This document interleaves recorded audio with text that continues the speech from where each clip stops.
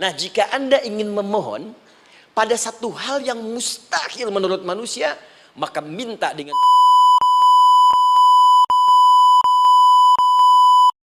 suka bumi hubun dunia, suka itu hubun bumi itu dunia.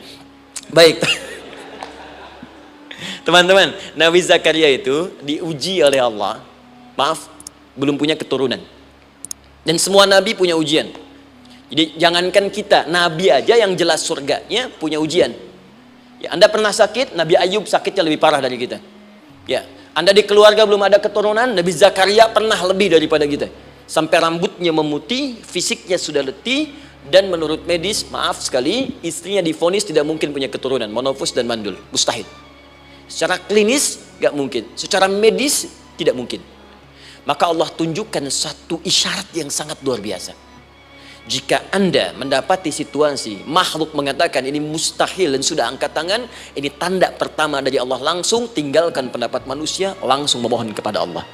Maka turunlah beritanya di Quran surah ketiga Ali Imran ayat 38 sampai 39. Paling kanan sebelah atas di mushaf. Sekarang perhatikan kalimatnya, saya mau sambungkan dengan Al-Fatihah tadi. Hunalika da'a Zakaria rabbah. Di mihrabnya Nabi Zakaria salat bermohon kepada Allah. Qala rabbi habli min ladunka dzurriyyatan thayyibah. Kemudian ia berdoa, Rabbi habli, ya Allah yang maha memberi tanpa batas. Ini adab pertama, kalau teman-teman mau berdoa, sebut nama Allah sesuai dengan hajat kebutuhan kita. Itu yang disebut dengan al-asma'ul husna. Di asma'ul husna itu bukan nama-nama indah yang sekedar dihafal, bukan. Tapi nama yang diberikan oleh Allah sesuai dengan kebutuhan hidup kita. Dalilnya Quran surah ke-17 ayat 110. Ya, paling kanan sebelah atas di mushaf, ke pertengahan. Ya, kata Allah, Qulid Allah. Jika Anda punya persoalan, sebut nama Allah. Allah Awir Rahman atau Ar-Rahman. Ayyamma tad'u, tapi kalau Anda ingin spesifik meminta, falahul asmaul husna. Pilih nama Allah, ia punya nama-nama yang indah sesuai kebutuhan kita. Jadi kalau teman-teman misalnya minta kelancaran rezeki, sebut ya Allah ya Razzaq. Anak mau ujian, ya Allah ya Al-Alim. Di proyek misalnya ada hambatan, ada gangguan, ya Allah ya Al-Jabbar ya Al-Malik. Ingin mudah mengatasi ujian, ya Allah ya Sabar. Minta. Ya, jangan semuanya disebutkan, nanti jadi beban.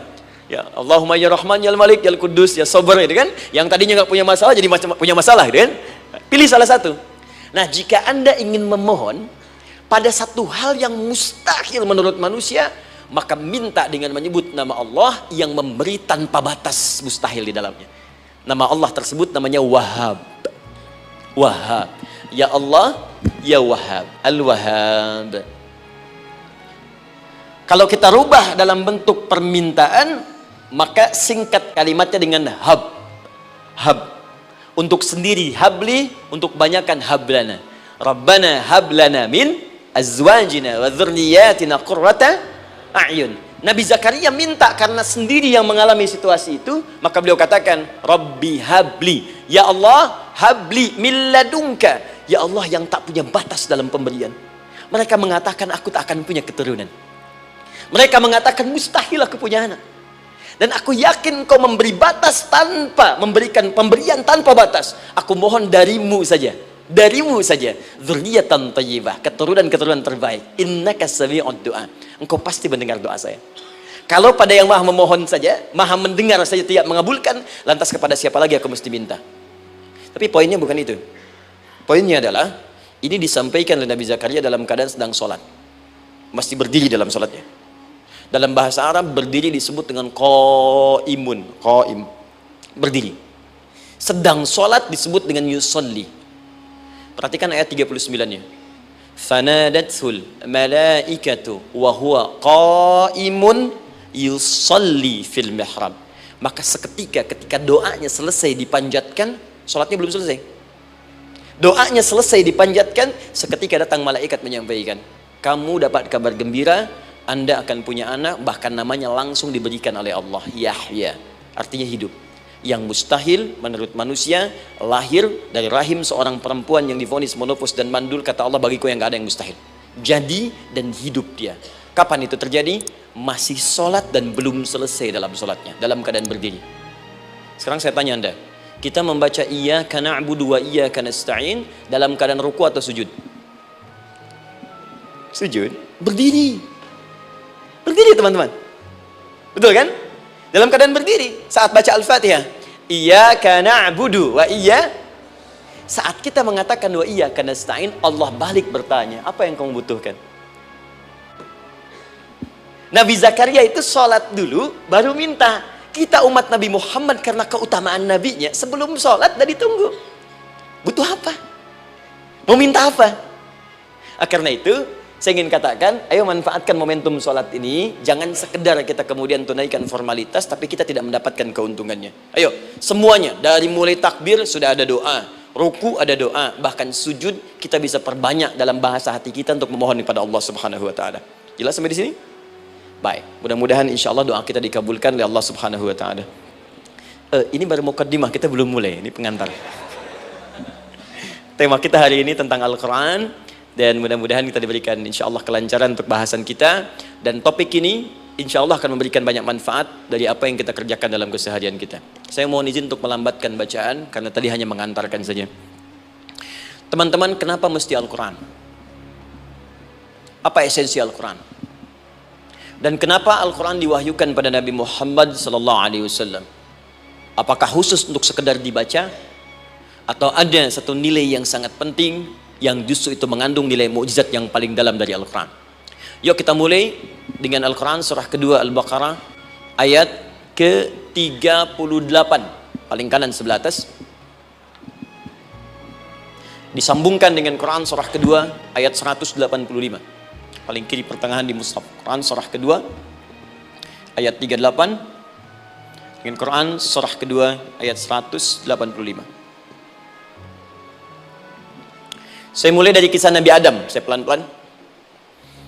Nabi Adam saat diciptakan oleh Allah, kemudian diberikan informasi bahwa beliau akan bertugas di bumi, beraktivitas di bumi. Disampaikan di Quran surah kedua ayat 30, paling kiri sebelah atas. Wa idh qala rabbuka lil malaikati inni ja'ilun fil ardi khalifah. Kata Allah, dan pelajari, ingat ketika kami menyampaikan pada para malaikat, kami akan menugaskan satu makhluk manusia namanya Adam di bumi, tugasnya untuk menjalani hidup di bumi. Nah, secara singkat, setelah Nabi Adam turun ke bumi di awal masa bersama Sayyidah Hawa ya alaihi wassalam, maka ternyata bersamaan dengan turunnya Adam dan Hawa ke bumi itu, mereka berdua dibekali petunjuk, yang dengan petunjuk itu, ini yang dahsyat, Allah jamin semua aktivitas hidupnya dari mulai yang sederhana sampai yang kompleks, pasti jika diikuti petunjuk ini, dia akan senang menjalaninya dan akan tenang mendapatkan hasilnya. Ya, perhatikan kalimatnya. Quran surah kedua ayat 38. Fokus. Qul nahbitu minha jami'a. Kata Allah, sekarang tiba saatnya. Adam, Hawa, turun kalian ke bumi. Kalau setan kita tinggalkan aja ya. Ini kita bahas Adam dulu. Turun kalian semua ke bumi. Fa imma ya'tiyannakum minni huda. Maka nanti sejak kalian tiba di bumi itu, aku akan turunkan satu petunjuk disebut dengan hudan namanya. Hudan. Fokus. Faman tabi'a hudaya, maka jika Anda dan keturunanmu mengikuti semua detil di petunjuk ini, fala khaufun alaihim walahum yahzanun, maka aku pastikan engkau dan seluruh keturunanmu akan menjalani hidup di muka bumi dengan tenang dan senang. Fala khauf, khauf itu gelisah, takut. Lawan dari takut apa? Tenang. Lawan dari gelisah, tenang. Kata Allah, jika Anda mengikuti tuntunan hidup yang ini, maka saya jamin semua hidupmu tenang. Walahum yahzanun, dan saya pastikan selama hidup di muka bumi itu kalian tidak akan pernah bersedih. Senang. Lawan sedih itu senang. Jadi ternyata kita itu diminta tugas di bumi itu bukan untuk dipersulit. Jadi kalau ada yang hidup sampai saat ini sedih deh, di rumah tangga sedih, di kantor nggak tenang, pasti di antara poinnya bukan nggak mampu senang, tapi boleh jadi yang hidup ini tidak membaca petunjuk kehidupannya. Anda kerja di perusahaan, Teman-teman ada yang di Pertamina, ada yang di yang lain. Kalau Anda nggak ikuti petunjuk, kan pekerjaan tidak akan berlangsung dengan nyaman kan? Kalau Anda nggak ikuti aturannya, bagaimana bisa mengerjakan petunjuk itu dengan nyaman? Maka apalagi hidup yang kompleks, kata Allah, sejak Adam saya turunkan, sudah ada petunjuk kehidupan. Saya namakan dengan hudan.